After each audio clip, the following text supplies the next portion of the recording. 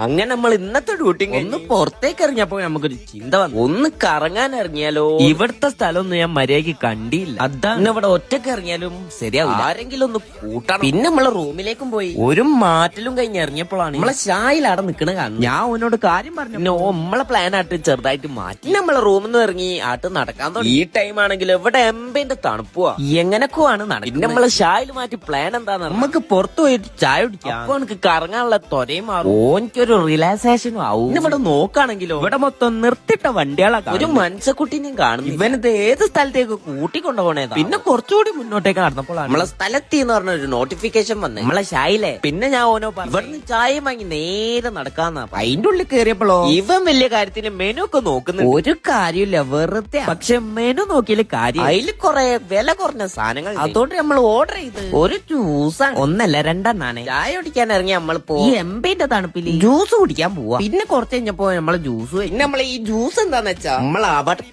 Avocado ജ്യൂസാണ്. ഓല് തന്ന സ്ട്രോ കുത്തി ആടുന്ന് പൈസയും കൊടുത്താടുന്നു. പിന്നെ ഈ ജ്യൂസിനെ കുറ്റി പറയുകയാണെങ്കിൽ കുഴപ്പമില്ലാത്ത സാധനം എന്ന് പറയാം, എന്തെങ്കിലുമൊക്കെ ഒന്ന് പറയണല്ലോ, അതുകൊണ്ടാ. പിന്നെ ഷായിൽ നമ്മളെ പരിചയത്തിലൊരു ഷോപ്പ് ഉണ്ട്, അവിടേക്ക് പൂപ്പരിക്കാട് സ്പ്രേ ഉണ്ടാക്കുന്ന പരിപാടി, അതൊക്കെ ഒന്ന് വാരി പൂശി വരാ. പിന്നെ നമ്മൾ അവിടെ കേറിയ പാടാണെങ്കിലോ നമ്മളെ ഷായിൽ പറഞ്ഞ പോലെ പരിപാടി. പിന്നെ ഒരു വെറൈറ്റി സാധനം കാണിച്ചു തരാന്ന് പറഞ്ഞൊരു സാധനം പിന്നെ അടിച്ചു നോക്കിയപ്പോഴോ ഈ സാധനത്തിന്റെ സ്മെല്ല് എന്നറിയുന്നത് അടിപൊളിയായി. ഇവിടെ ആണെങ്കിലും ഓരോന്ന് ഉണ്ടാക്കിക്കൊണ്ട് ആ ഗ്യാപ്പ് കൂടെ ആണെങ്കിലും നമ്മളെ ചായ ഇവിടുന്ന് ഓരോന്ന് എടുത്ത് അടിച്ചോട് ഇവൻ അടിക്കുന്ന കണ്ടപ്പോ എനിക്കും പിന്നെ ഒരു പൂതിയായി. പിന്നെ ഓനോടും സാധനം വാങ്ങി ഞാനും അറിഞ്ഞ പൊറഞ്ഞ ആട്ട അടിച്ചു. പിന്നെ മൂപ്പരോടും കുറച്ചു നേരം വർത്താനം പറഞ്ഞു. നമ്മൾ ആടുന്ന് മെല്ലെ ഇറങ്ങുമ്പോഴോ നമ്മളെ ഷാലിന് ചെറിയൊരു കുപ്പിയിൽ ഒരു സ്പ്രേ ഓനെ കൊടുത്ത് അതൊന്നും മര്യാദക്ക് നോക്കാൻ പോലും ഓൻ തരും, ഇടിച്ചാട്ട് വാങ്ങിക്കാള. ഇത് അങ്ങനത്തെ ഒരു മുതല. പിന്നെ നമ്മളെ റൂമിലേക്കാട്ട് നീറ്റ് നടന്നു. ഇപ്പൊ നമ്മൾ വന്ന വൈക്കൂടെ അല്ല പോണ, ഇതൊക്കെ പൊരൊക്കെ കാണുന്നു. അതിന്റെ മുന്നിൽ കൂടെ ഒക്കെ നടത്തിക്കാവേ, വഴി അറിയാന്നുള്ള അഹങ്കാരാണ്. അങ്ങനെ നടന്ന്